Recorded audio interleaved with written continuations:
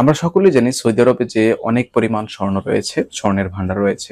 তো সৌদির চেয়েও কোন দেশের বেশি স্বর্ণ রয়েছে, স্বর্ণ মজুদ রয়েছে, আজকে আমরা সেই বিষয়ে জানবো, আলোচনা করার চেষ্টা করব। তো আশা করি আপনারা সম্পূর্ণ ভিডিওটি না টেনে দেখবেন। তো প্রথমে বলে নিই যে স্বর্ণ মজুদের তালিকায় সবার শীর্ষে মানে 1 নম্বরে রয়েছে আমেরিকা।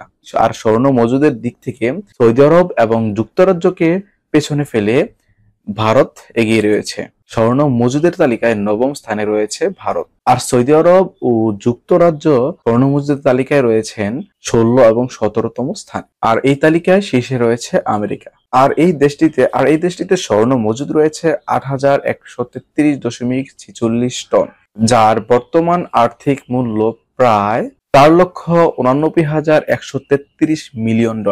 আর 3,352 টন স্বর্ণ মজুদ নিয়ে দ্বিতীয় অবস্থানে রয়েছেন জার্মানি, ইতালি, ফ্রান্স ও রাশিয়া। এই দেশগুলো যথাক্রমে রয়েছেন তৃতীয়, চতুর্থ ও পঞ্চম স্থানে। মার্কিন এক সংবাদ মাধ্যম বলেছেন যে ভারতের হাতে বর্তমানে 2,151.53 টন স্বর্ণ মজুদ রয়েছে, যার আর্থিক মূল্য $1,31,795 এদিকে রাশিয়া বলেছে যে তাদের হাতে যে পরিমাণ সোনা হিমায়িত রয়েছে তা উন্নয়নশীল দেশগুলোর জলবায়ু ক্ষতির মোকাবেলায় তহবিলে দেওয়া যায় কিনা এ নিয়ে বিবেচনা করছেন।